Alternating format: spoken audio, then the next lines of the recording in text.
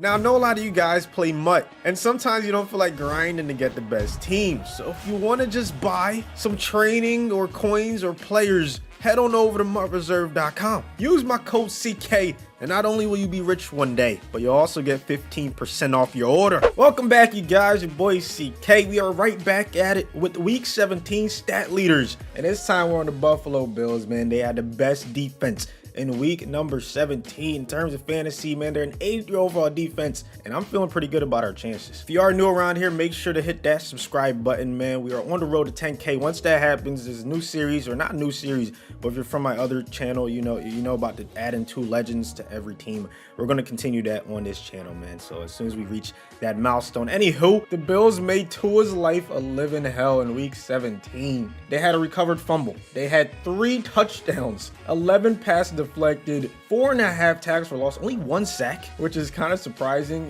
given how many fantasy points they were able to accrue. But this defense is rolling. It's one of the best defenses in the NFL easily. Secondary's nasty, front seven's nasty.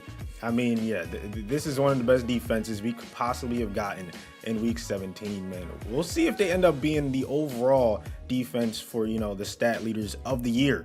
So that'll be interesting to find out, man. On to the offense. Cam Newton, 242 yards, 3 touchdowns, no interceptions in week 17, along with 11 carries for 79 yards on the ground. Stop playing with him, man. He's going to find himself a home next year. I know it's going to happen, man. He's going to bounce back.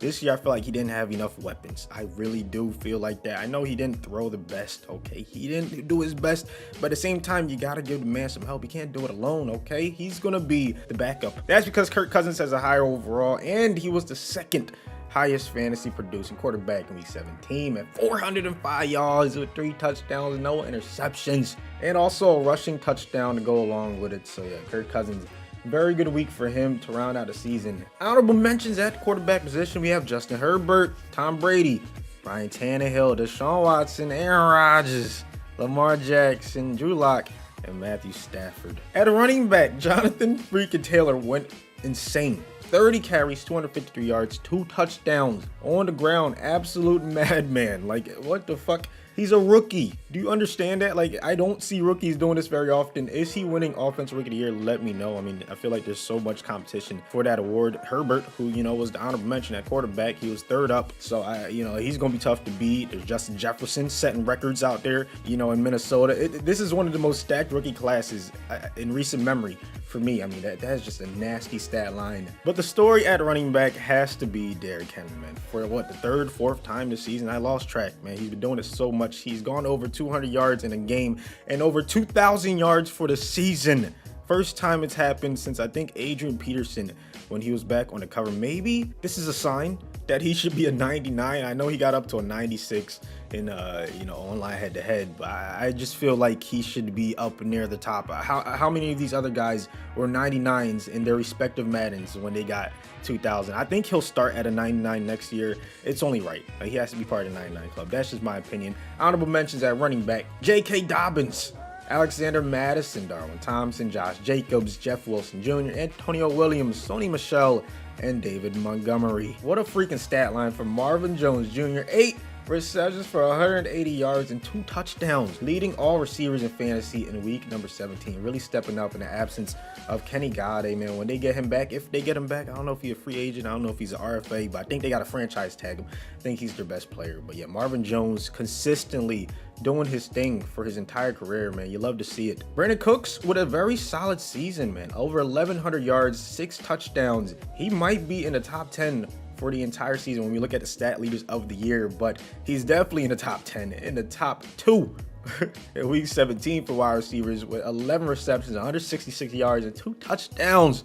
Just a nasty performance, man. It just sucks. The Texans could not put it all together, man. They end up 4-12 on the season, but it's still one of the more talented offense, in my opinion. I can see them bouncing back next year. AB took a year off, and now he's coming back, and he's looking like the AB of old. Maybe not quite where he used to be, the best wide receiver easily. But hey, he's looking like a top 10 receiver again, bro. 11 receptions, 138 yards, and 2 touchdowns. The Buccaneers are firing on all cylinders. That team is going to be tough to beat. Very, very tough to beat, man. That dude is looking good. Okay, and you pair him with a guy like Mike Evans, who just set a record 7 straight 1,000-yard seasons to begin his career. I mean, just nastiness all around. I would not want to play the Buccaneers in the playoffs. Sterling Shepard actually did it both on the ground and through the air, man. 2 carries, 24 yards, and a tutty on the ground, and 8 for 112 and a tutty through the air. Absolute animal. I always thought he was a beast. I'm not even going to lie to you, man. I think the Giants do have some talent. They were close to making the playoffs, but no cigar. My Eagles, might have folded a little bit. Not saying I condone it. I thought it was a little funny.